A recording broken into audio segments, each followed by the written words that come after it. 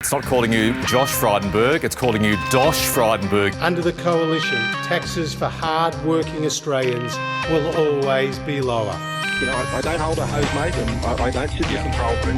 They're answers that only can come from Victoria, I'm afraid, because that's not my job. But I ain't spending any time, mate, because in the meantime, every 3 months, a person is torn to pieces by a crocodile in North Queensland. Well, g'day, listeners, and welcome once again to the Two Jacks. It's episode 156, recorded on this day, the 26th of February, 2026. And joining me, as usual, is Hong Kong Jack. G'day, mate. How are you? Not bad. Yeah, good in Hong Kong. Chinese New Year, not quite finished. More or less has. Most of the kids are back at school. About half the kids are back at school. Of course, depends how much money you pay for the school. There is one ironclad rule with schools, and that is that the more money you pay to send your kids there, the less time they actually spend at school. Yeah, that's the old private school way everywhere, isn't it, Jack? Certainly in Australia, you get a few more holidays when you go to the private school. Hopefully we'll avoid some construction noise because I think it's about 4 or 5 floors above you, but a bit of banging and crashing going on and drilling and what have you. So we are desperate to get underway while they're having a bit of lunch, but I suspect they won't have an hour and a half lunch, so we better get on. One Nation's surge in the polls, Jack. They're, depending on who you look at, up around the mid-20s. Somewhere between the 20 and 25%, depending on where you look. A news poll, Guardian has them up to 28%, Demos 25 to 26%. Is this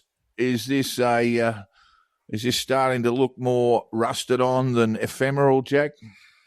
It's hard to know, but what I was thinking about this week. What it certainly is bigger than anything that's happened in my lifetime. From a minor party, I guess you mean. Yeah. From a minor party. That, nobody else, the Australia Party, the Democrats, the Greens, has polled these sort of numbers at all. And One Nation, what did they get? 6.4% of the primary vote in a year ago.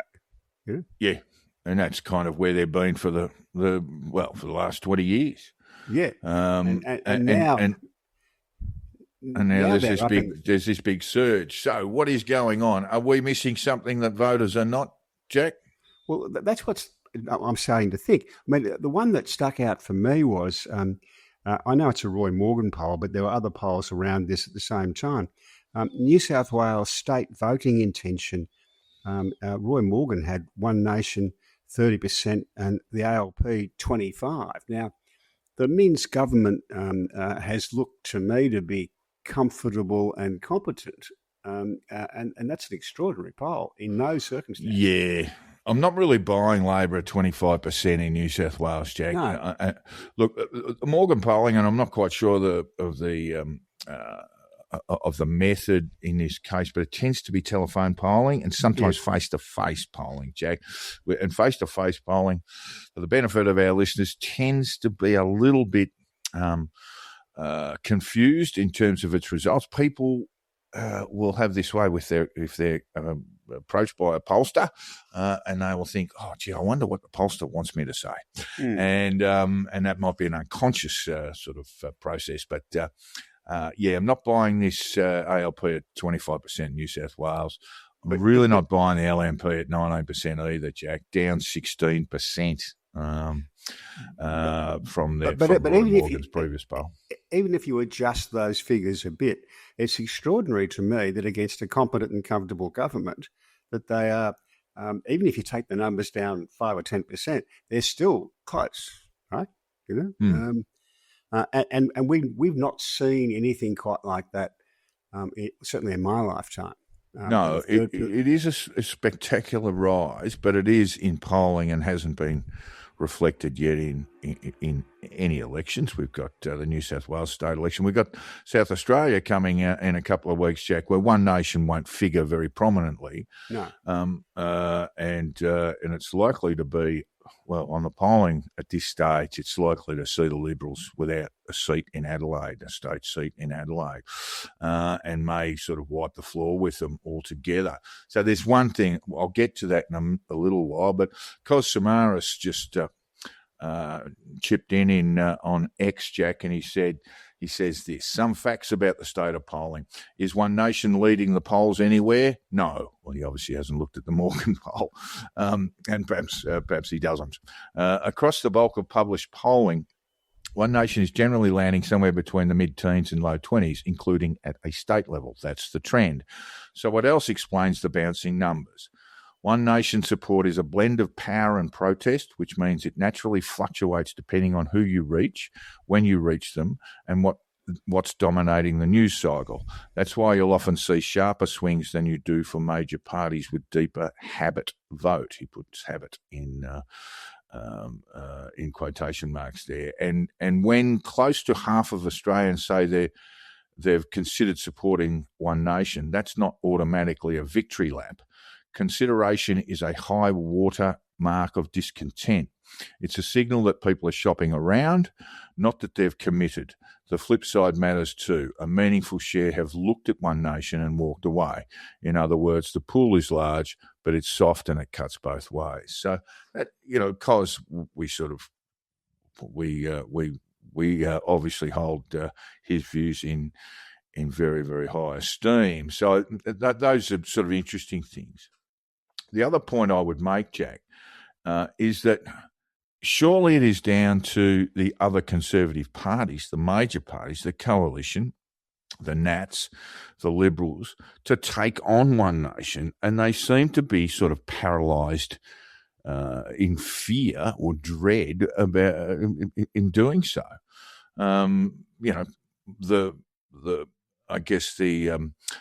The cornerstone of One Nation's policies is zero migration, net zero migration. There's other elements. They're going to remove 75,000 illegals somehow or other.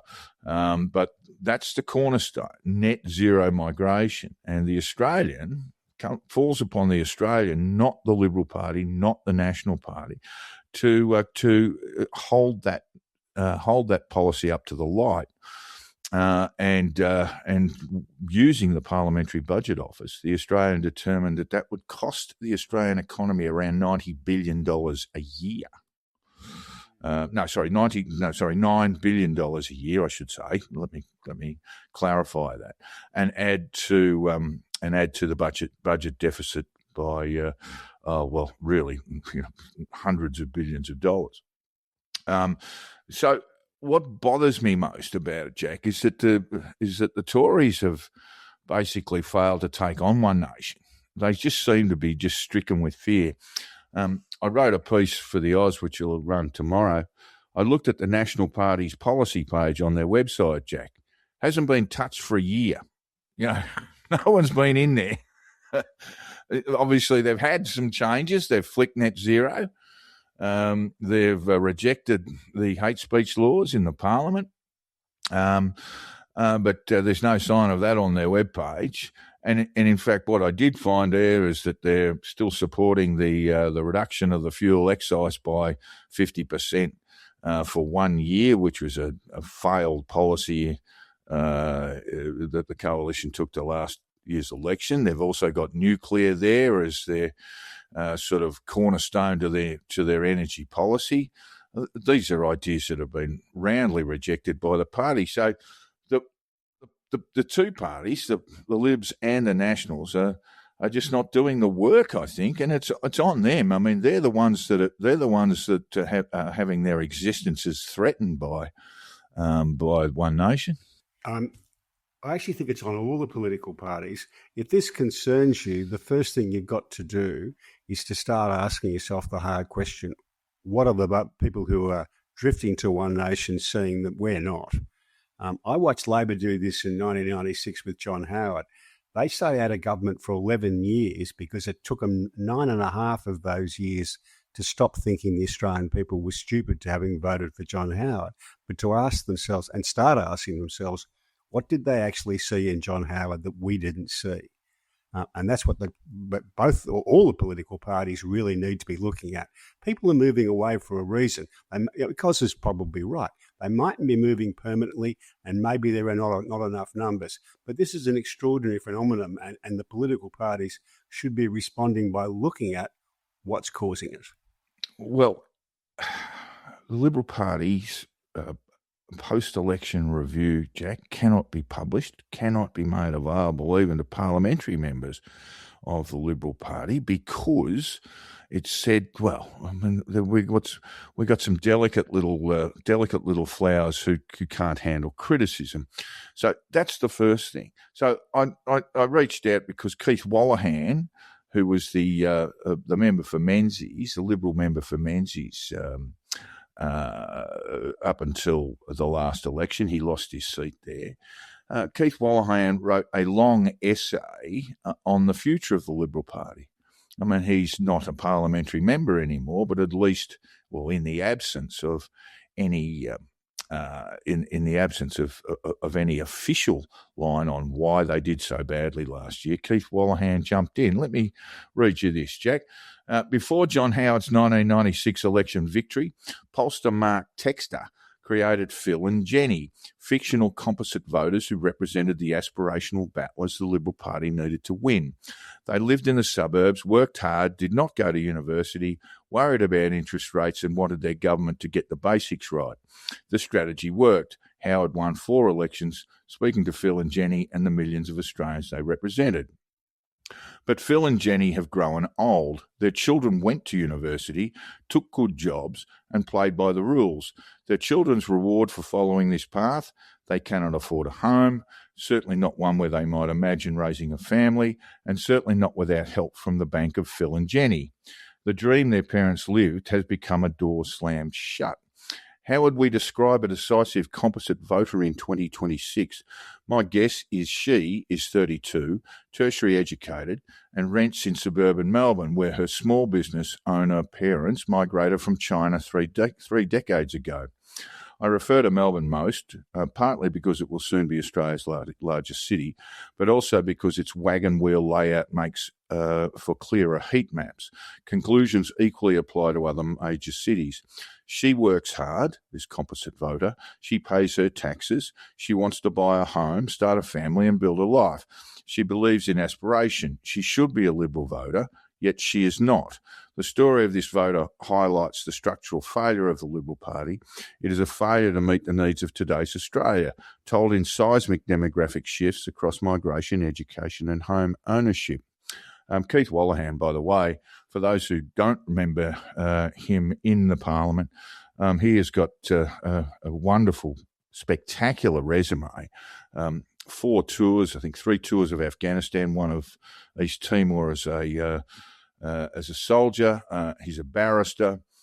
He worked for Stephen Mandelson Jacks, then in acquisitions, then became a barrister. And he's, it's a great loss to the Parliament, actually. He's a really quite impressive fellow. And I hope he has another crack and gets in. But I think he's absolutely right. It's a very long essay. I'd recommend people have a look at it. It's published in what's called Inflection Points, inflectionpoints.work, articles, Liberal Foundations. Australia has changed faster than the party.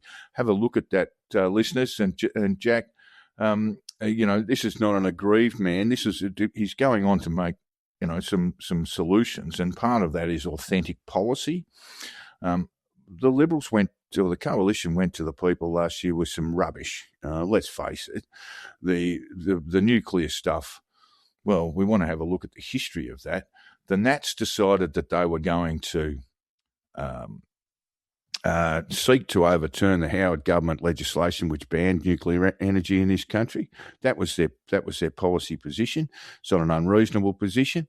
And then 2 weeks later, what landed in their laps were 7 nuclear energy sites without any sort of consultation. It was extraordinary stuff. And most of those sites are old power plants, old electricity generating power plants in National Party electorates, Jack. which led to this sort of mother of all NIMBYs, NIMBY sort of nightmares. But for mine, the Liberal Party and the National Party are just not doing the work. They are frozen in paralysis around immigration. And the only thing they've mentioned, really, Angus Taylor's mentioned since he became leader, is sort of motherhood statements that we need to reduce immigration, and then we need to reduce increase the standards around immigration, but nothing specific. You know, they think if they go one way, one nation will eat further into their vote, or they could go down the one nation pathway and lose the centre. It's a difficult, I must admit, it's a difficult situation they find themselves in. But if you don't fight, you lose. It's as simple as that. Mm. Yeah, that's it. Yeah, nothing. Well, I've got nothing to add. I think all the political parties have got to do what Keith Wallerhan's talking about. Well, Labor's vote really hasn't changed, Jack. And when we do look at this, and it's difficult to work out a two-party preferred thing, but if one nation leapfrog the coalition into second place, Labor win by more. Labor win by the length of the strait in New South Wales and federally and all this sort of stuff. I don't know that Conservative voters have got their heads across that just yet. Anyway, I think Labor's got a problem as well. Otherwise, we wouldn't have a new party coming in and doing all this. The people would be leaving the Liberal Party and moving to Labor, and they're not. Well, this is part of a global sort of phenomenon where pluralism is seen as almost a sort of archaic kind of concept. And look, we've got a bit of a question from one of our listeners, you know, and the other thing about the two parties is certainly in America where it's entrenched, is that if you have no particular favour with one party or the other, whether it's in Australia or in the UK and Europe or the United States, you don't have a lot of choice. So you've got, you know, it leads to a great dissatisfaction with the major parties. All I know is that unless the Libs take up the fight, they are going to die, and we'll see that. Really, it'll start in South Australia with state election there in a couple of weeks there, where they are looking like being wiped out. One Nation doesn't have a lot of prominence in South Australia, and they're struggling to break through a bit in Victoria. That's the other thing to think about there too. Barnaby Joyce was down there a couple of weeks trying to get a sort of group together with One Nation, and he came up against, you know, rusted on National Party people in rural seats in Victoria. Victoria is quite a safe space for the National Party, I would think. It is in some seats, yes. All right. Well, we do have a listener question while we talk about the two major parties, an anonymous one. There's a case before the High Court, Jack, on the state or Victoria's state political donations regime. Two indie plaintiffs are seeking to have Vic's political donations framework thrown out, claiming they entrenched the major parties. The Age reports Victoria's political donation laws have been labelled an abuse of incumbency in the High Court of Australia during a legal challenge brought by two independent political candidates who argue the state's current system unfairly favours the major voters. The history of this, without reading the entire article, is that a 2020 cut-off prevented new parties and independent candidates from setting up similar structures, that's fundraising structures, which Hooper and Lau, the two plaintiffs, argue locked in a structural advantage to the major parties. Victorian Solicitor General Alistair Pound, SC, conceded on Tuesday that the law's burden on campaigners would vary for different groups, but disagreed it entrenched an advantage for the major parties. How do you see that one panning out, Jack? Haven't read enough about it to have a view, but some of the, it's not just in Australia with this, but some of the arrangements for political fundraising do have a tendency to exclude new entrants into it, right? How do you think it will go in the High Court? Just off the top of your I head? haven't heard enough to have a guess at that. It's bound to be a very interesting outcome, Jack, particularly with the Victorian state election coming in November. And it might cause both the major parties a considerable amount of grief. We shall keep an eye on it and let you know what the High Court determines. And I would imagine a judgment would be handed down by the middle of the year, Jack.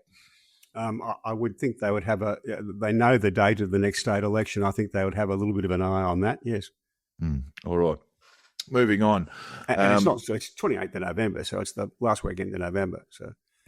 Chris Buggerian, an 85-year-old man, abducted from his home in North Ryde.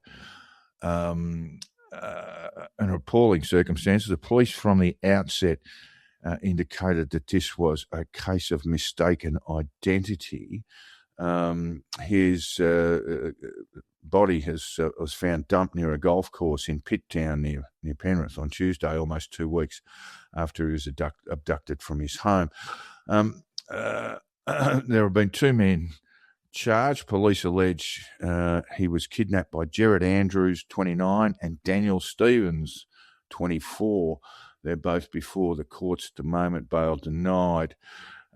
Astonishingly bad case, Jack. I don't know if it's reached all the way to Hong Kong, but it is said that the house that they went to, obviously Mr. Buggerian's house, where they went to, where he lived alone, they were missed it by 2 doors, missed it by 2 homes, and the person they were seeking to abduct and kidnap was a 65-year-old man, possibly 63-year-old man, linked to the Alameddine crime network.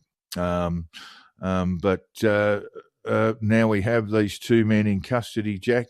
Gee, they'd be looking at a long stretch, wouldn't they? My word, they would be. The defence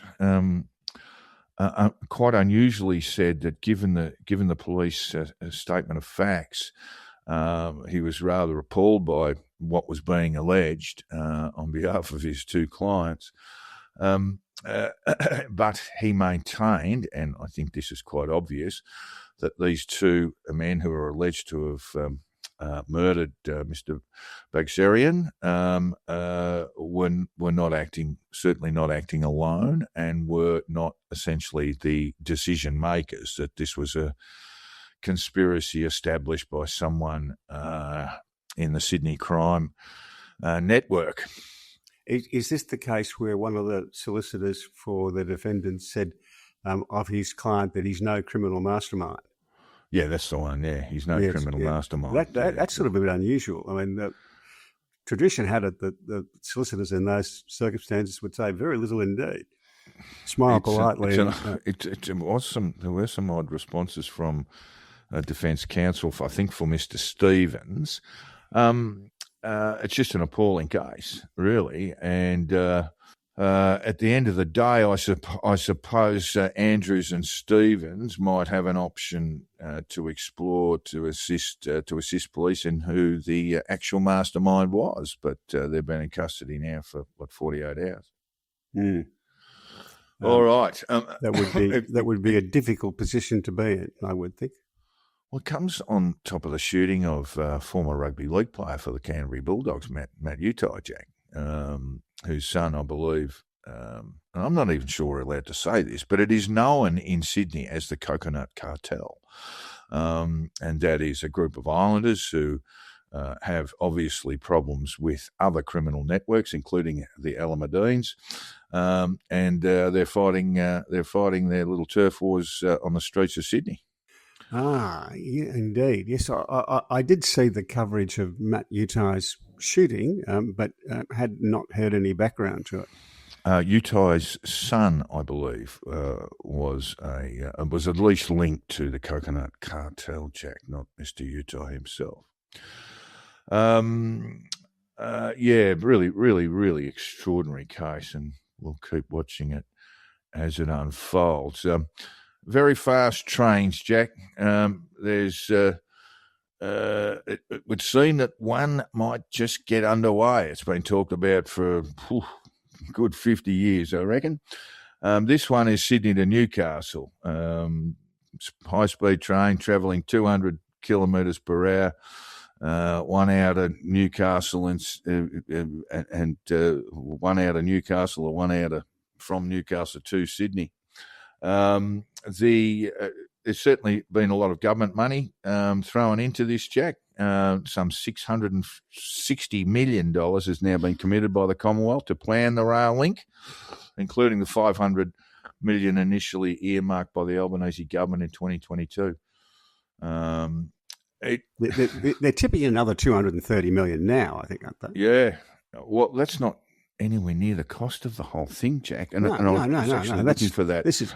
Look, it's extremely difficult to come up with a figure at the moment, but we're talking we're talking tens of billions of dollars to get this up and running. Is it going to work? Well, one of the things that always amuses me is they have, years ago, I can't remember which government it was, put in the XPTs. They were supposed to be the fast trains, right, of the current generation. And in fact, the travel times are slower than they were in 1964. Yeah, there's a higher level of service now for country rail, and I just know this because I use it. More trains going to Canberra than was the case a couple of years ago. The Sydney to Melbourne train, it's an XPT, that's often booked out weeks ahead. For some of us, at least, it's actually a pretty sensible way to get from one place to the other. When I was doing, I flew down to Melbourne to do the Skeptics conference. Joel caught the train, and you can do the daytime, you can do the nighttime. They've got a couple there now, but it's very much 1950s technology. Lovely as it is, with their little kitchens and things like that, but. Yeah, I don't know. I mean, if you go Sydney to Newcastle, you've got a high level of population growth through that area anyway. So you'll go past Woy Woy and Gosford and those sorts of places, which are highly developed anyway. So the idea around fast rail, if it was coming, let's say, Sydney to Melbourne or Sydney to Canberra, is that you would have this development all along the railway line. And, in my case, it would take me 15 minutes to get to Sydney from where I am. But of course, that's not what they're proposing. Hey? They're not proposing to go via Woy Woy and Gosford and all that sort of stuff because they can't do a fast train through there because they haven't got the capacity to do it. There isn't the space to do a fast train. I didn't mean that. I didn't mean that at all. What I'm saying is you're going through high growth areas anyway, and the idea of very fast rail was to decentralise Sydney largely and open up areas where people could sort of commute to Sydney on a daily basis, 15, 20-minute train ride from, let's say, the Southern Highlands. But with Newcastle, I mean, we're talking about a 2.5-hour trip turning into one, and the tickets are bound to be pretty exy, Jack. I just don't know that it'll work. Yeah, given the cost of it. I quite like the idea of I love fast the idea. trains. I just don't know that it works in Australia. And they work in some areas. I think that the fast train from West Kowloon to Shenzhen now is 15 minutes, right? Mm. A mate and I have got a rough plan to do the Hong Kong to Shanghai daytime train. It's I think it's just it's a tick under 9 hours. So you wind your way up through most of China, and we think that's pretty good value, right? Huh? Maybe fly back, but catch the train up to Shanghai for a couple of days. But whole different levels of concentration. Some of the travel guides on Instagram, Jack. I mean, this is a luxurious travel. I mean, you've got essentially business class type seats. food provided, very, very comfortable indeed. And these networks are pretty much all around China at the moment. Yeah, but the difference is that Population?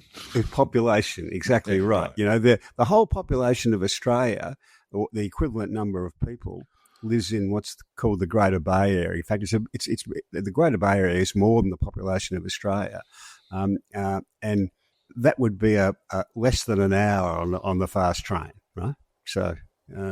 Yeah, look, I think that's part of the problem that I've had these sort of conversations with people who are very much pro fast rail in Australia, but I'm just not sure that it works. Sydney to Melbourne, by air, that is one of the busiest. That is one of the busiest corridors on Earth, Jack. Yeah, top 5, I think. Yep. Yeah. So look, there's probably a market for interstate travel. If you could get to Melbourne from Sydney in 3-4 hours, you'd probably jump at that. But Newcastle, no, seems like it's just a toe in the water that might not help. All right, moving on. I mean, Sydney to Melbourne, or more precisely Melbourne to Sydney, you'd fill up a train of Carlton supporters coming up next week. Well, yeah, it's all sold out there. We'll get to that shortly. But we're just going to cover the NDIS. Mike Freelander, who is the member for Macarthur in Sydney's southwest. Jack, he's a paediatrician before he became an MP, and he's come out about the NDIS and providing services for kids who may be on the spectrum, on the autism spectrum, but don't necessarily require NDIS support, but are currently receiving it. Mike Freelander says the bar to get a diagnosis of autism is incredibly low. We are diagnosing people who have a bit of anxiety and may be a bit quirky with autism. We have made the bar far too low. Meanwhile, the Grattan Institute said less than 20% of NDIS participants, with autism are aged under 9 and eligible for the Thriving Kids program, leaving more than 250,000 people with autism, or $9 billion of spending, still on the scheme, with numbers growing. So this is one of those areas that it needs to be reformed, Jack, surely. The best thing he had to say was this. I thought that the NDIS was introduced for people with severe disabilities. Correct. And we have reached the point now where we have to return to the origin of the NDIS and the reasons for its introduction. We can't be cutting back on support for people with severe disabilities to give support for people who have not much wrong with them at all. Yeah. It just needs to be rethought. It does need to be rethought, Jack, because you've got a whole host of people with chronic injuries in this country that often leave them bedridden, and we're talking about fibromyalgia, we're talking about ME/CFS, we're talking about multiple sclerosis. And these things are incredible. The difficulty is getting the diagnosis, particularly if you're bedbound or housebound. Very, very tough, and that means it's almost impossible to access the NDIS while you're at the absolute apex of in terms of need. Yeah, and conversely, other people are finding it very easy to get on the NDIS, and that's a problem. But anyway, full credit to Mr. Freelander, Dr. Freelander. Dr. Freelander, yes, he is that's on the right track, in my view. He's, as I said, quite an impressive fellow. He's been a paediatrician for many, many years. I met him at an ME/CFS conference, and look, he's a backbencher, Jack. He's on a few committees, but I think when we do get to an examination of NDIS and health policy overall, people like Mike Freelander should be contributing a little bit more to the government there. I'm not criticising him. I'm just saying that they should be calling on people like Freelander. I think Labor has about 3 or 4 doctors, medical doctors, in the caucus. The difficulty with doing this, adjusting this now, is that you're going to be taken taking benefits away from people, and that's always a tough thing to do. But it will swallow the government unless they do something about it. The NDIS. It's going to overpower health spending, education spending. All right, and look, it's a big task, but it needs to be done. I think Jack has mentioned this a number of times. The NDIS is a very good idea. It's just that when it was created, it's probably no longer fit for purpose. It needs to be reformed. And Jack sort of made the parallel between Medibank, the original public health system in Australia, and its subsequent reformed state under the Hawke government, as Medicare. The Whitlam government was bleeding money in public health. And it just needed a bit of a tweak. I mean, the Medicare system is not perfect, but it keeps our public health standards really in the top 10 of all nations around the world. So it's one of those things. NDIS is one of those things that needs someone to. In the Albanese government to have a crack at it and reform it and bring its costs down. Yeah, well, someone's going to have the courage to say, we just can't afford to do what we're doing right here and now, so it needs to be reformed. All right, Jack. ISIS brides. You're not a single man, otherwise, you might put your hand up.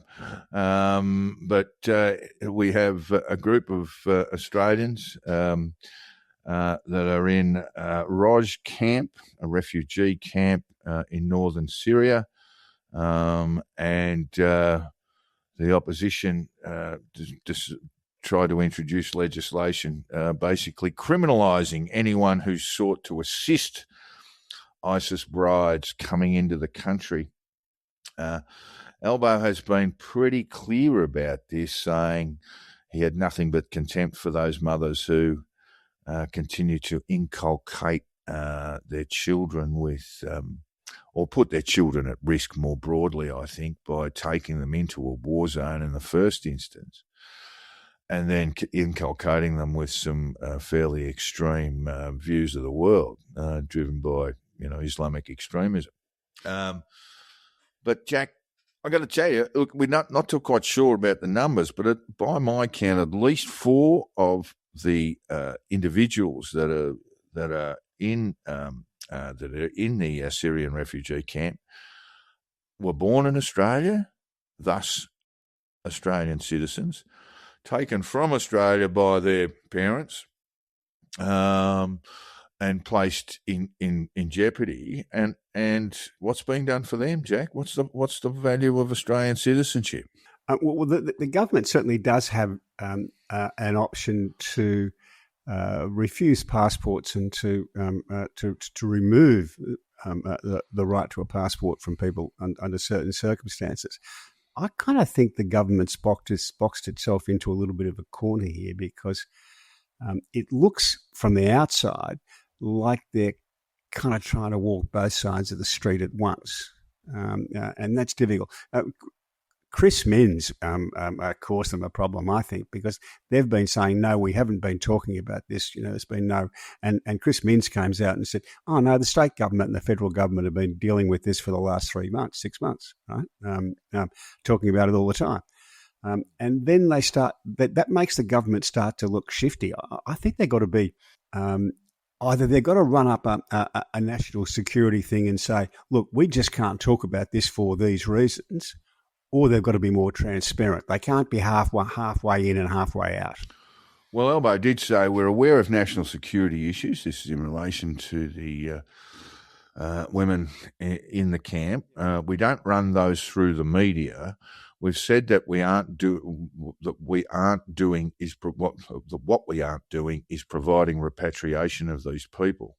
My view, and I know it's an unpopular one, Jack, is that at least 4 of these individuals are Australian citizens, and were children when they were removed from Australia. And I'm just wondering, we've got all sorts of responsibilities as Australian citizens. What rights do we have? My inclination is if you're an Australian citizen, you ought to have a right to entry into Australia, absent some clear reason not to, right? And however unpopular that might be, and that's going to have a cost. It's going to have a monetary cost because people coming from those circumstances are going to have to be monitored. That's going to cost a lot of money, right? To do that, and I think I think there's already over 10,000 people being monitored by ASIO in similar circumstances. So that's a big cost. But certainly the Prime Minister has also made it clear that at least a number of these women Australian women in the camp hold extremist views. And so I certainly understand why those people can't be allowed to return to the country. But when we have children born in Australia, Australian citizens, who are just essentially left in this terrible place, often with their mothers, I just, it just doesn't seem right. I know the response would, or the solution to that would be to extract them away from their mothers, and that would obviously be, it would certainly make for heart-wrenching sort of footage. But I'm just seeing Australian citizenship is not worth very much. We've got laws in place to scrap it, where people are dual citizens. We've got laws in place to deport Australians in those cases who have dual citizenship, and I just don't see a lot of value in Australian citizenship these days, Jack. I do think this is one of those situations where the government's made itself look shifty and it needs to do something about it. Alrighty, yeah, I'd agree with that because there have been all sorts of reports about passports being issued and what have you. Elbows just said they're not coming, but we'll see about that. What did you think about Angus Taylor's idea to criminalise anyone who conspired to bring ISIS brides into the country, Jack? I just thought that was a bit of parliamentary hoo-ha to try and draw attention to it. I think they got to their black letter law side of things, but got knocked over by the numbers, which they were expecting to do. So this is sort of, what can we do to make a splash? I get that. Right? We'll get to the UK in a moment, but.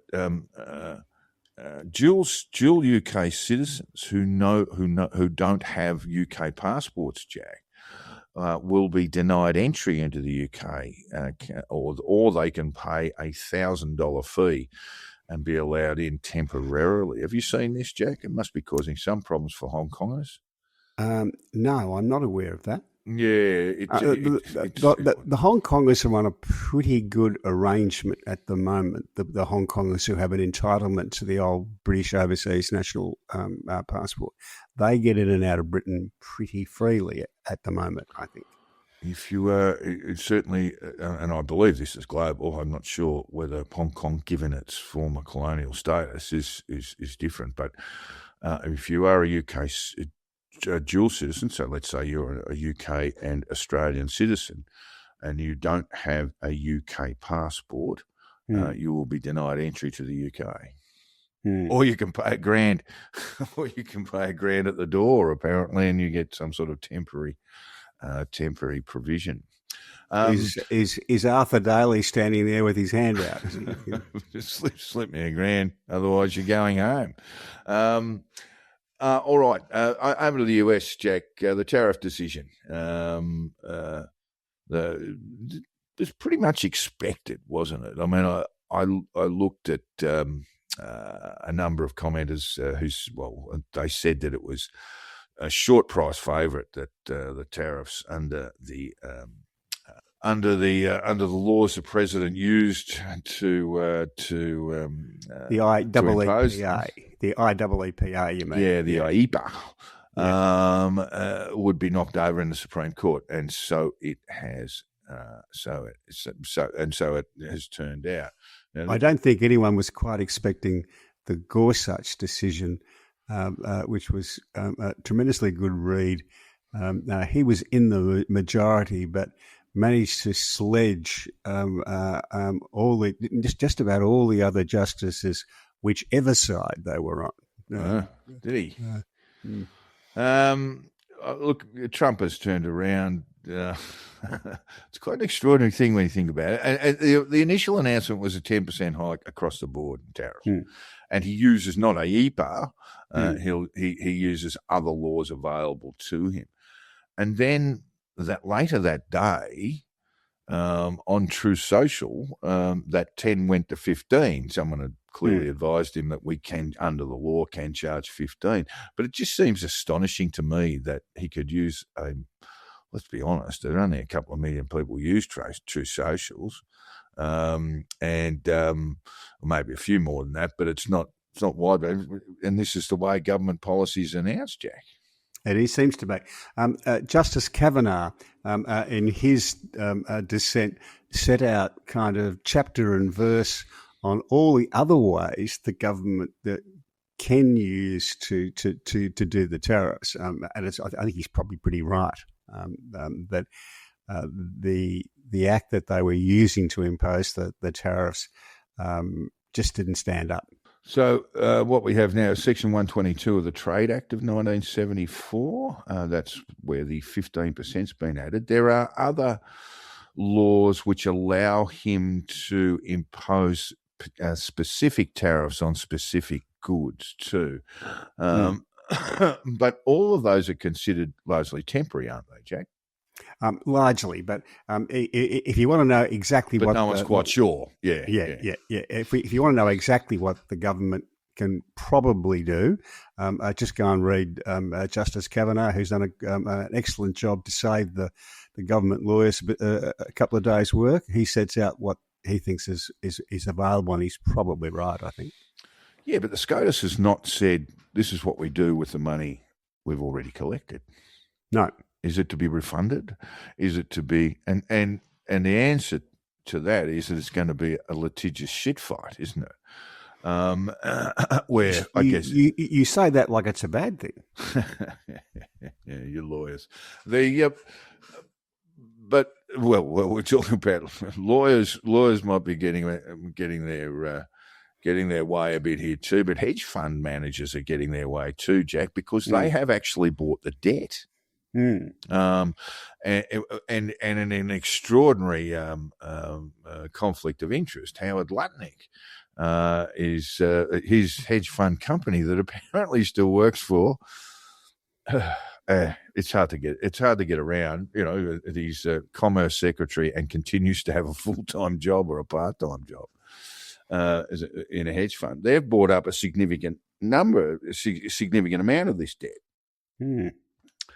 It all looks like a bit of rubbish, really. I mean, that Trump. I mean, this is the mainstay of his economic policy, and really that's it. And if he's getting rolled on this, and he's got to come up with some other laws, and we'll see how we get on, and all this sort of stuff, it can't endure. It can't endure for any length of time. And in the meantime, you've got market volatility around every announcement he makes. There'll be a lot of people thinking, gee, how can I wedge myself into this process somehow so I can put my hand out and take a clip as it goes past. And also in other news, Gavin Newsom, it's not been revealed. I think he's revealed this himself, but he had a low SAT score. I think 960. You got to be in the thousands. Did you in the see four the figures to be any good? Yeah, I saw this. Yeah. It's. I wouldn't think it's a terrible political scar to be carrying around with you. That if you've got a low SAT, you've still managed to end up being elected as the governor of California. No, where he copped the flack was because he was in Atlanta being interviewed by the mayor of Atlanta, I believe. And he was saying, look, I'm just like you people. I've got a low SAT and I can't read, which is kind of a bit patronising. Well, to he the, can to read. He's got dyslexia, Jack. He's got dyslexia. Well, no, so he said reading is difficult. He said that's why I never read a speech. I can't read a speech. And he copped a lot of flack for that. But my own view of it is I don't quite subscribe to there's no such thing as bad publicity, but he needs a bigger national profile than he's got if he wants to run for president in 2028. And if there's one thing he could have learnt from Trump in 2016 is even bad publicity can be useful. If people are talking about you, you haven't got to pay for the ads on television, right? They're giving it to you for free, and I think he did that. And I think it's smart politics. Yeah. Look, there are always issues around California Democrats appealing to the Midwest. And there is, J.B. Pritzker, I believe his cousin has got some issues at the moment. But anyway, I won't go into that because I don't know the full extent of it. But his cousin's got some problems at the moment. Hasn't he, another Pritzker? He has. I found this little gem in amongst all of the rubbishing of Newsom for his comments about, having dyslexia and a low SAT score. Someone just slipped this in to say that North America's fattest governor tells us that he grew up in a family who worked in a hotel. And that, of course, is a reference to Marriott. It was the Marriott. The Hyatt chain. Was it Hyatt? I thought it was the Marriott. Yeah. Marriott chain. Look, I think J.B. Pritzker's a potential candidate. I think Newsom is another one. Yeah. And with a really good prospect of, for starters, he's not from California. He's from the Midwest. He's from Chicago, but it is in the Midwest. And he's I think a real live prospect. I was listening to Anthony Scaramucci because I just find him fascinating. He's always interesting to listen to on his various podcasts. The Mooch reckons the Donald would like to see a Democrat president next in 2028. Elected in 2028. And the reason the Mooch gives for this is that he thinks, Trump will want to say, well, I'm to the Republicans, I'm the one who made you. And if we go with J.D. Vance or Marco Rubio, it was me. It was all about me. So it's an interesting thing. He might actually be quietly barracking for Gavin Newsom. They seem to get on reasonably well at a sort of personal level, but they shout at each other across social media. Yeah. Other thing Newsom came out and said a couple of days later, and this was echoing stuff that Rahm Emanuel's been saying, and Van Jones, the pundit and former Obama era civil servant. This is Newsom, though. No doubt the Democratic Party needs to be, dare I say, more culturally normal. Less prone to spending a disproportionate amount of time on pronouns, identity politics, more focused on tangible issues, things that really matter like electricity bill, childcare costs, healthcare, and obviously housing. This is absolutely true.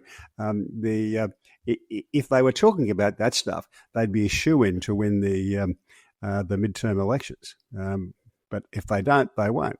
Well, I think America's problems run a bit deeper than that, and certainly their political problems run a bit deeper than that. And part of the problem is you have this entrenched two-party system, and if you sought to run as an independent, as Bobby Kennedy did in 2020, I was going to say last year, in 2024.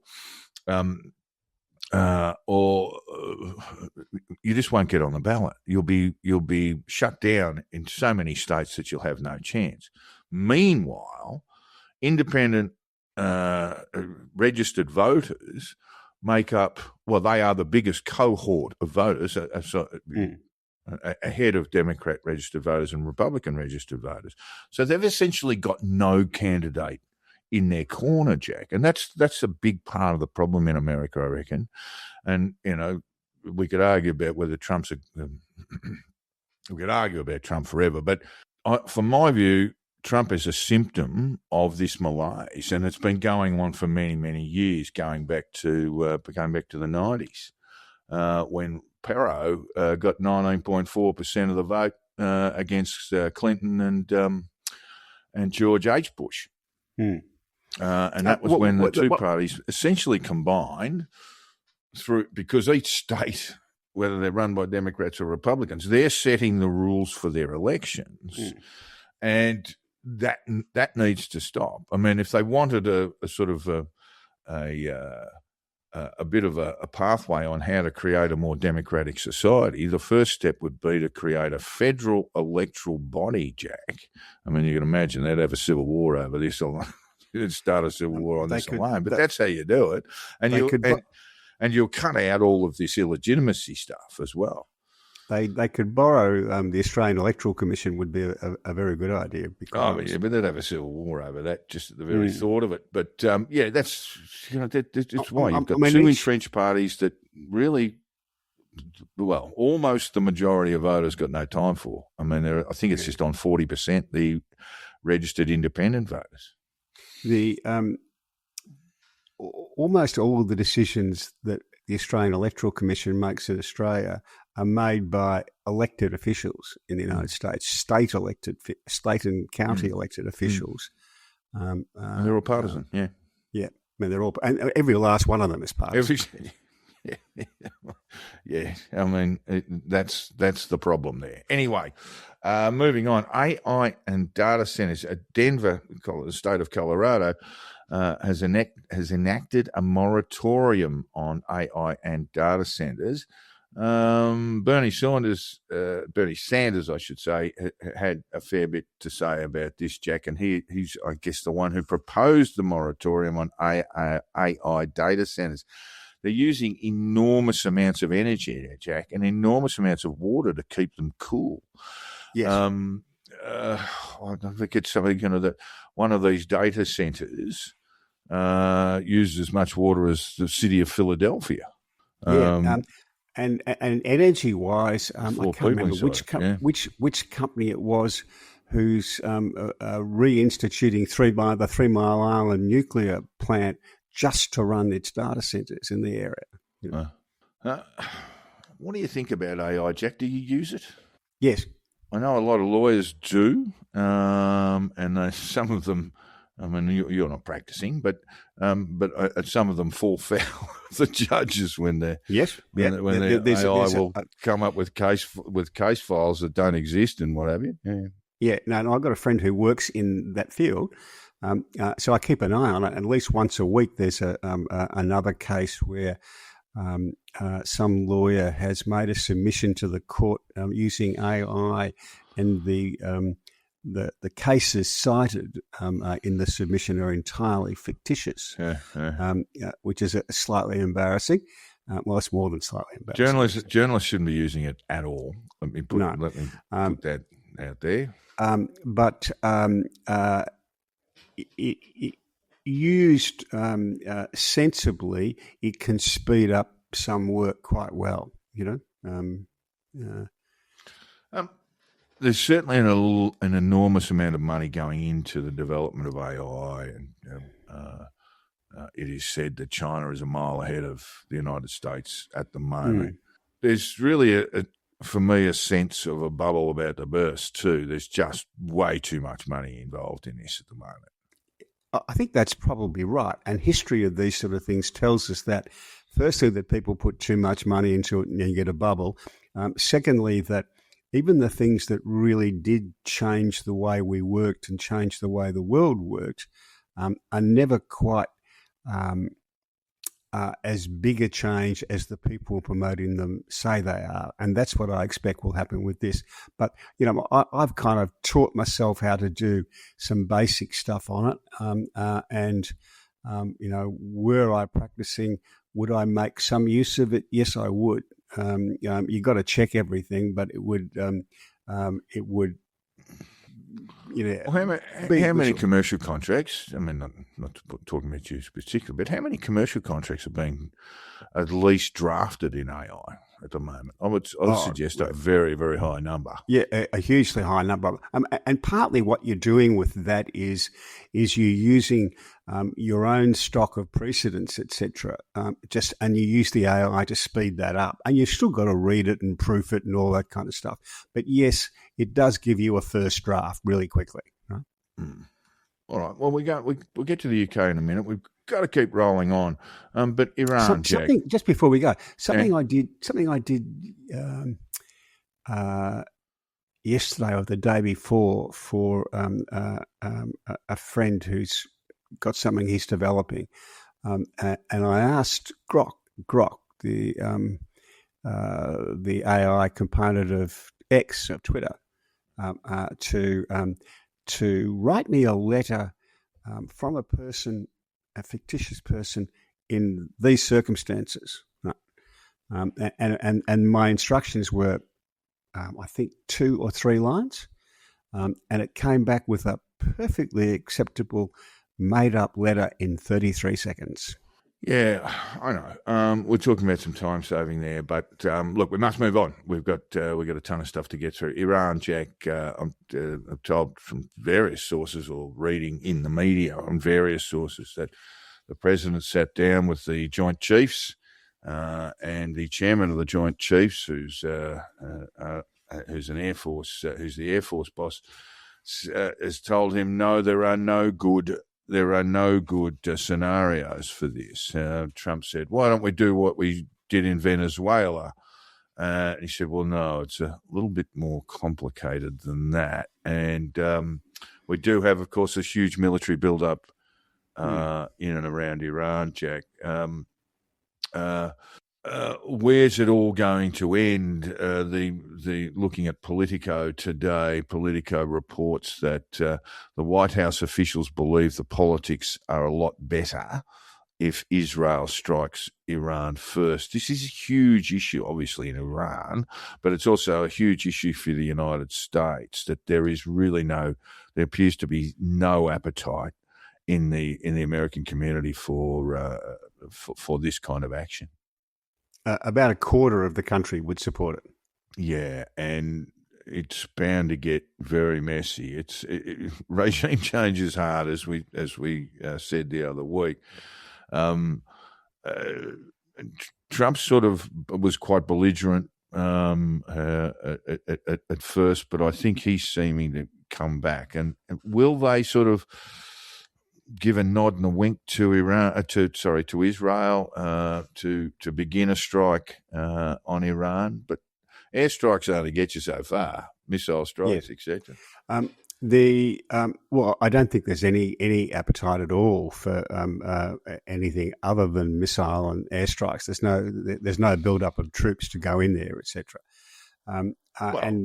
Donald Trump reckons it's just a chopper above the mullah's house, and extracting that way, and that should do it. And they went a little bit more complicated than that. Yeah, and of course, the Israelis are keen to do something to Iran, although they'll have a view about what it should be. But the Saudis and the Gulf states don't want it. Because I guess they'd be concerned that Iran, unlike Venezuela, isn't powerless. It does have a lot of missiles that could hit cities in Saudi and the Gulf. The Ayatollah has appointed a successor. It is said, good man. I've got to tell you, that's a job I'd knock back.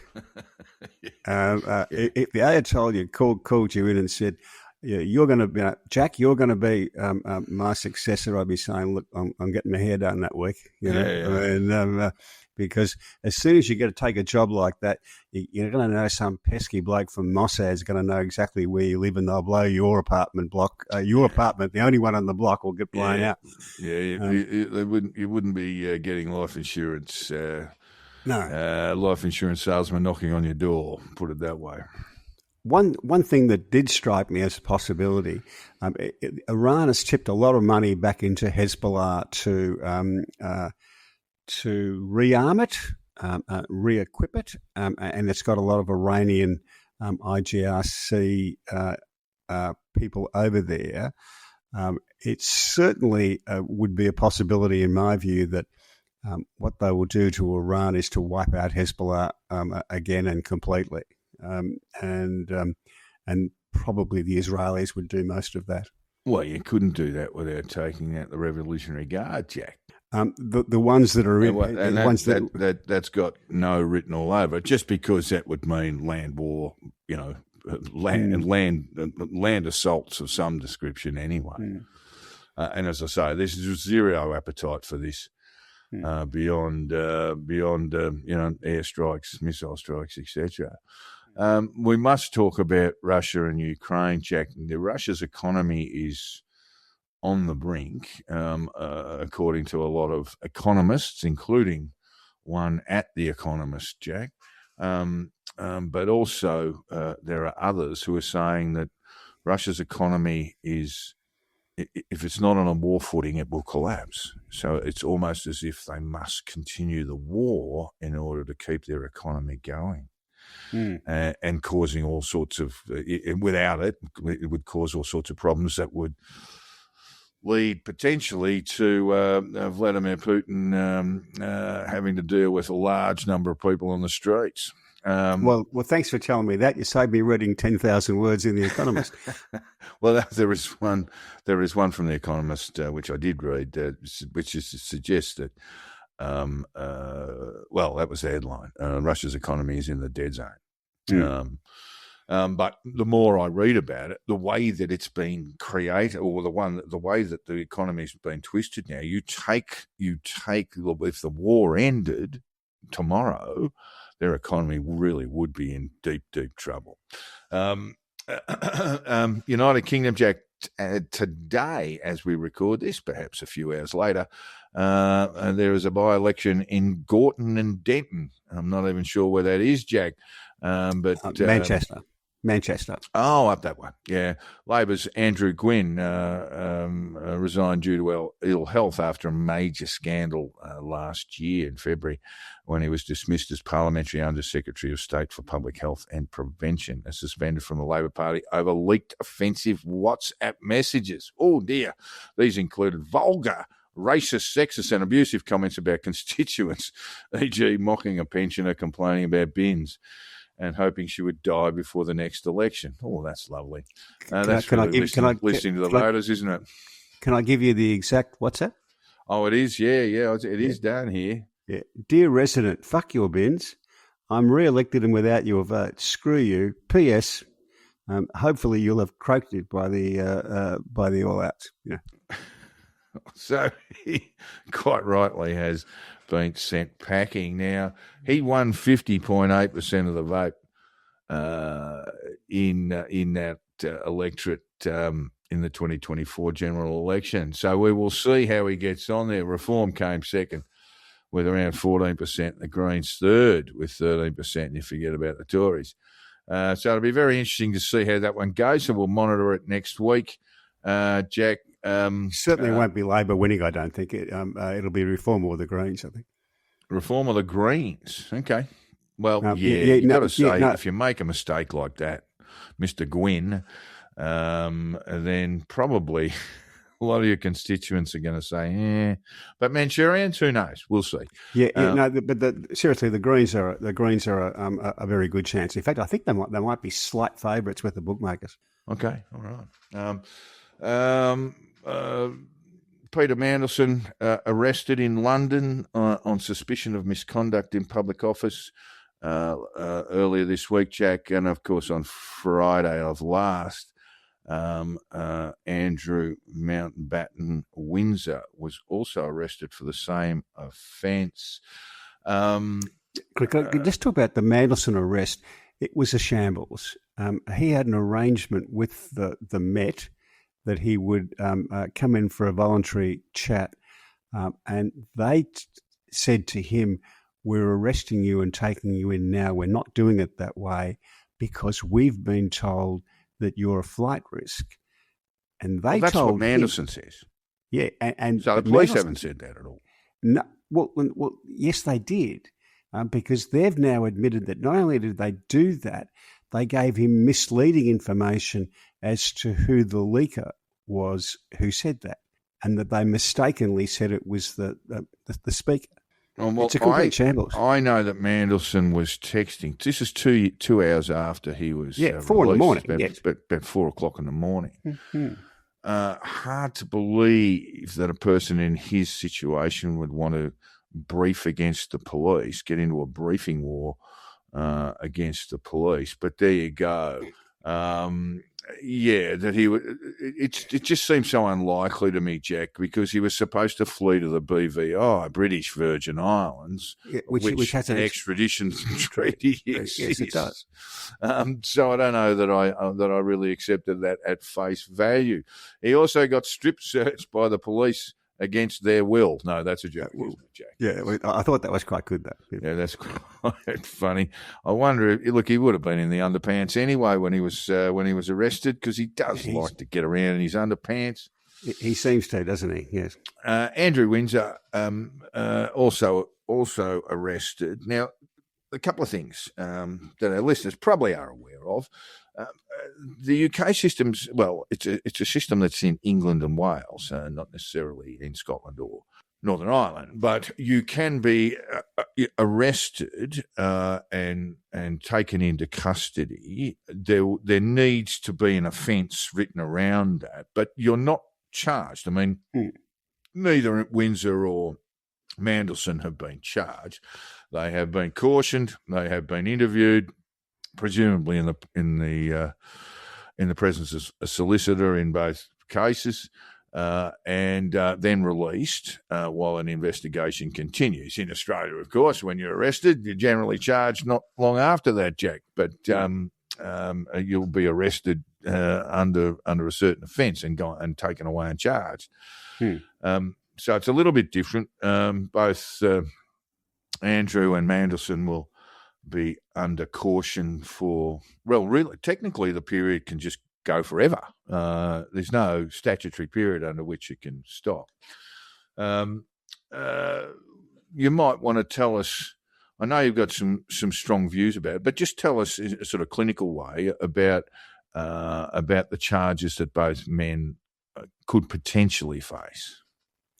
Misconduct in public office dates back to, I think, the 1300s. It's got a Magna Carta stuff, yeah. Yeah. It goes back a long way, and a fair reading of the history is that it had fallen into disuse, but was revived by the Hong Kong Independent Commission Against Corruption, which was the model for the New South Wales Independent Commission Against Corruption, I might add. And that was because the ICAC here felt there were people who should be convicted and punished, but who weren't caught by the ordinary laws of bribery, etc., etc. Right? And that's why it's been revived. My own personal view is that it is a Clayton's crime. It's the crime you have when you haven't got a crime. And I think you need to be a little bit more specific about that. It's designed so that you can charge people when it isn't apparent that they've taken a bribe or had any advantage out of things, and I think that's a mistake. I think it does the justice system. Look, I mean, we could talk about whether of the financial relationship that Mandelson and Mountbatten Windsor had with Epstein, and whether it's bribes or whether it's receiving money for favours. It relates to the release of market-sensitive information in both cases. Little bit of history on this, Jack, particularly with Mandelson. Particularly with Mountbatten Windsor. He was appointed during the Blair government's days, and I've just seen Tony Blair being very, very quiet about all of that. But that will go under the microscope now. How that appointment was made and what instructions Andrew might have been given. Tony Blair's been up and about, but he hasn't addressed this in any way, shape or form. His successor, Gordon Brown, has issued statements requesting the police investigate a number of matters, including, I guess you would call it, the illegal access of an RAF military, an RAF airbase, and other airports around the country where it is alleged that young women were smuggled into the country for the benefit of Andrew Mountbatten Windsor. I get your point about the misconduct in public office offence. I mean, I looked at some of the history of people who have been. There are about 50. There are about 50 a year, Jack, in the UK. They tend to be police officers or prison guards. Sometimes medical people. There's a sort of famous case about journalists offering police incentives, cash incentives, to get the drum on a breaking story, and that led to the charge against some members of the Metropolitan Police Force. I got the examples. There was one that caught my eye. That was all. The former Bishop of Gloucester, Peter Ball, who was convicted of misconduct in office in relation to relationships with trainee priests between 1977 and 1992. I suspect there probably were other things there. I don't know much about the case. Speaking to a KC friend of mine who lives in London, he said this is almost impossible to prosecute this charge, and he said that in the context of Mandelson and Andrew. Very, very difficult. The law is so broad, but the prosecutor must actually prove a reckless intent. Must prove intent, which is always very difficult, isn't it, Jack? It is. So I still think it will go nowhere, but I also think it's an error, right? Interestingly, Mandelson was the trade minister when Andrew was appointed to his trade envoy role. Yeah. The Telegraph had a piece in it this week saying, and with some support, saying that at that time, the Queen was keen for him to get the job. Tony Blair was the Prime Minister. Peter Mandelson was the Trade Minister. They all wanted him to get the job. Prince Charles, as he was then, said no, that this is a bad idea. All he would do would be play golf, chase women, and meet business types for personal enrichment. Which is pretty much how it panned out. Pretty much how it panned out. And I've got to say, I didn't think I'd ever be thinking that Prince Charles got this stuff more right than the Queen did, because I've always thought she was much better. But she was wrong about this. Oh, she's been wrong about Edward. Andrew all the way along. All his life. Yeah. And the other thing, the Gordon Brown, Peter Mandelson thing, I'd kind of be a little bit of grain of salt with what Gordon Brown's got to say, because they had a huge falling out and there's enormous enmity between the two of them for political reasons. So I just look at it a bit suspiciously. The thing that I was very sad about, though, is that Prince Andrew is struggling to find staff who will address him as Sir in his home. And he's going to have to make do with just a valet and a cook. And all I can say is you'll just have to be brave. You'll just have to be brave. They'll be doing more than, they'll be going over the odds, I would think. There was a 60 Minutes interview with a former security official at the palace, Jack. Did you see it? I did see that. He said, what did you call him? He said, look, he had his call sign, which was purple, orange. Purple something. Orange. Purple something. purple something or other. And he said, look, we didn't call him that. And I can't really tell you what he did say because it's very rude. He said, no, tell us when he goes, we just called him the cunt. Yeah. All right. And with that, we're moving on to sport, Jack. There's the Amazon Prime series called Final Siren inside the AFL. I just think the first episode's out and about there now. If you are an Amazon Prime subscriber, you'll be able to have a look at it. And one of the revelations is that Toby Greene, arguably the best footballer in the competition, Jack, dropped his dad in the dressing rooms. When I say dropped, knocked him out because he was drunk and playing up in the changing rooms. Greene made the revolution.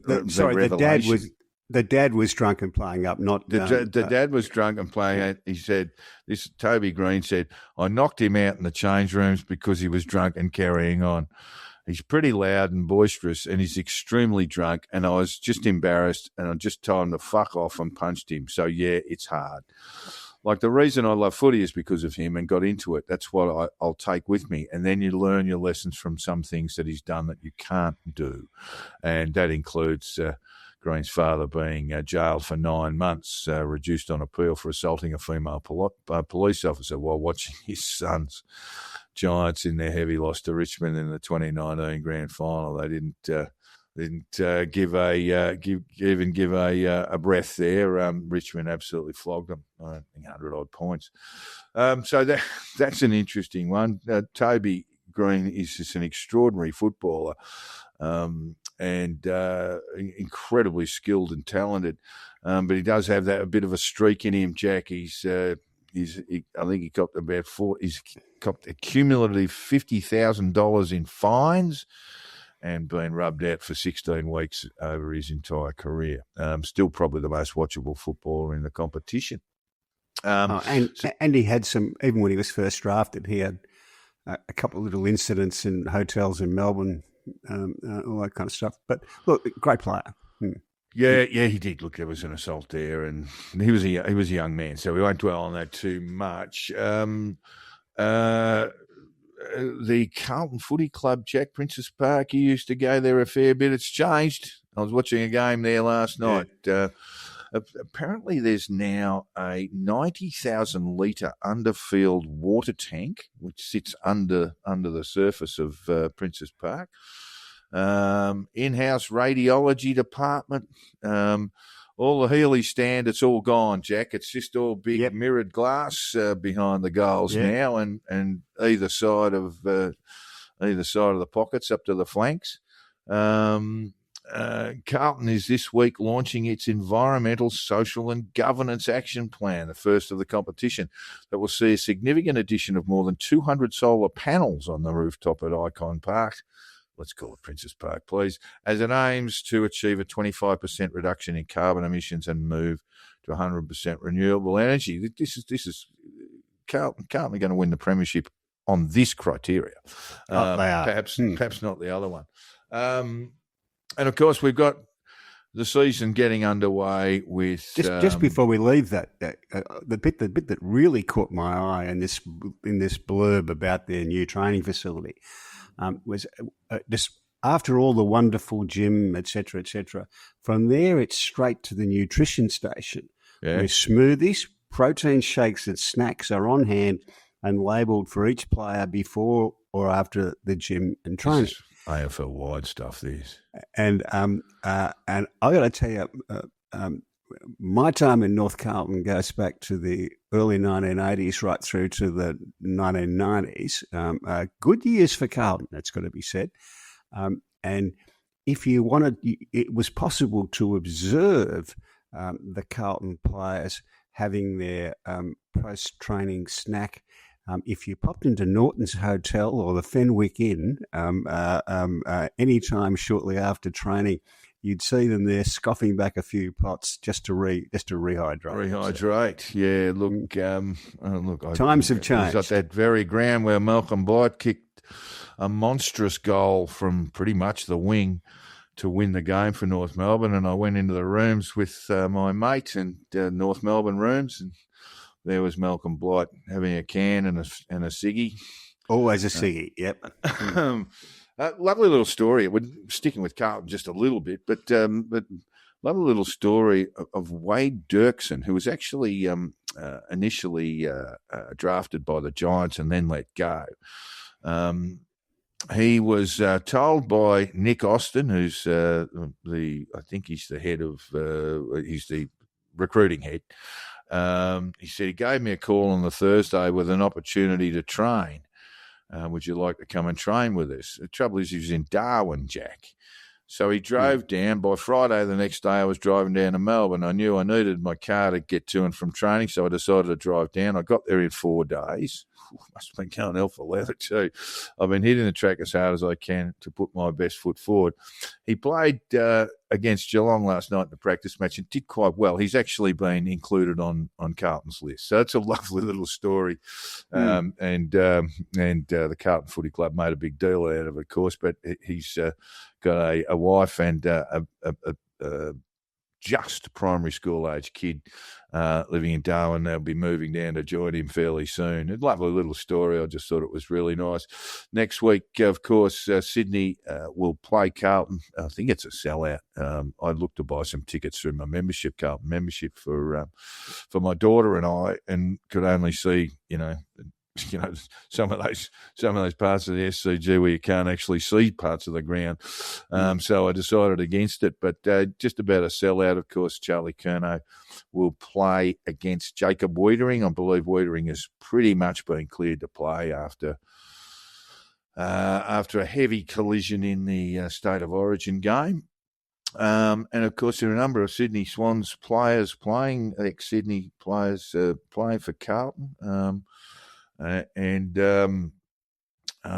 should be a ripping game. Charlie Curnow for Sydney, wearing the number 35, his brother's number, looks to be in very, very good nick, and he's got some very good ball users to give him the best opportunity. So I think he'll have a wonderful impact. But I think some of the Sydney players who have come to Carlton will do pretty well too. And Jack, I watched Jager Smith last night. He had 37 against Geelong. Pretty imposing midfield themselves.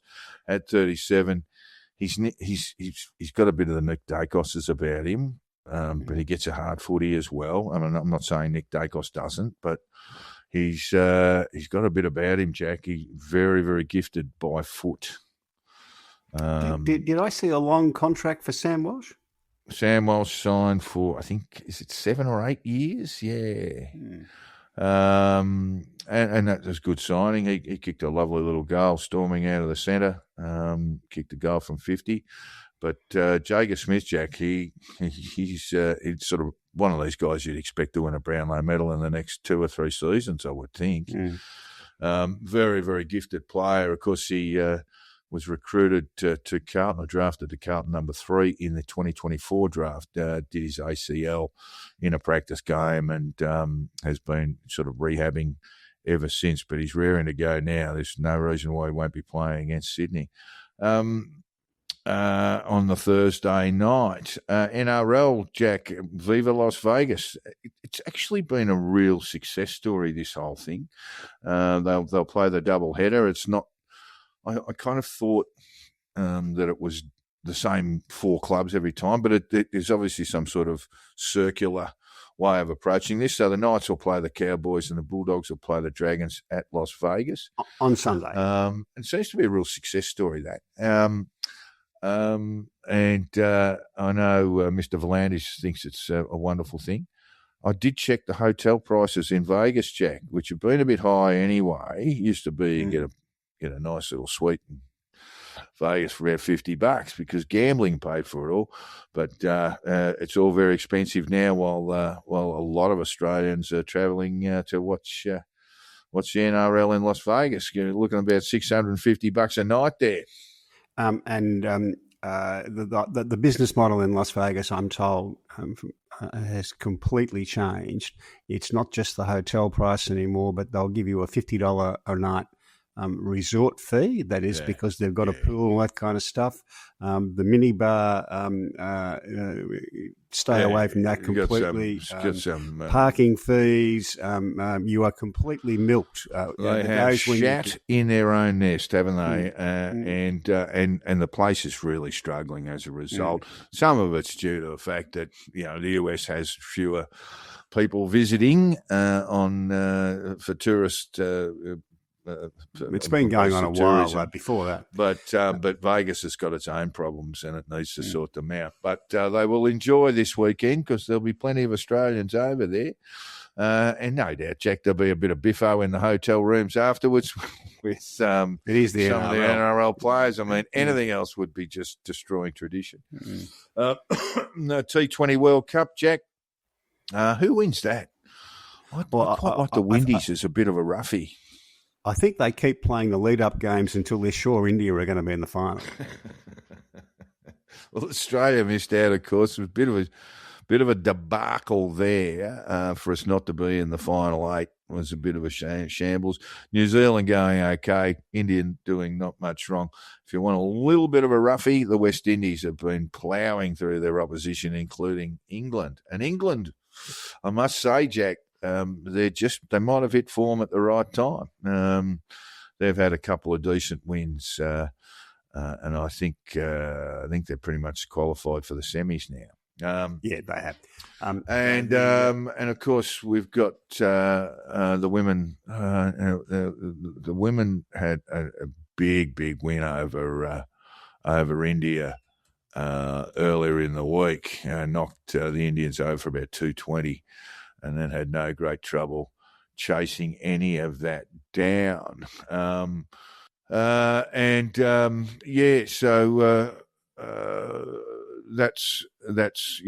again, I mean, it's Alyssa Healy's, I think, last tour as an international. But I make the argument once again, it's pretty hard to argue against it. The Australian women's cricket team is the best team of any sport around the world, Jack. Just in terms of consistently performing. All right, well, that just takes us out. Unless you've got something there, Jack. I think New York Times wise. I do, not that piece. No, okay. There was an election in the Democratic People's Republic of Korea. Yes. And how'd he go? How'd Kim Jong-un go? How'd he go? All right. And I like this from Daniel Finkelstein of the New York Times. He pops up the headline and says there was an election. Kim Jong-un was re-elected, and Finkelstein's only comment was, "I called this." Yes, fairly predictable. Called it early. Called it at 6:30. Yes, not a lot of democracy going on there. Look, this the other thing, Jack. Just before we go, I think it was a date last week which marked the longest period in modern history since there's been a nuclear test, Jack, a nuclear weapons test. And that tells us the North Koreans have been, because they're the only ones doing it there for a while, have been a bit idle for a while there. And probably done all the tests they need to do and can't afford to waste them. Well, it never seemed to bother the French in the South Pacific, Jack. I mean, how many times do you need a test? Well, this worked. It worked again. Oh, it's worked again, and it's worked again. Yeah, but anyway, yeah, so that's one little bit of good news. This is the longest period since the atomic bomb was created, since we've had the longest period without any nuclear testing, atmospheric or otherwise. All right, well, that takes us out for the Two Jacks, episode 146. Thank you, Jack, for your contribution today. We did have a little bit of a contribution from one of our listeners who chose to be anonymous, which is what they are entitled to do. It's what anybody would be entitled to do. So if you do have some questions about issues that perhaps we haven't raised or you think we should, you would like us to address, please drop us a line and we'll make sure you get up on the show. All right, folks, that's great. We'll talk to you later. We'll talk to you next week. See ya. Bye now.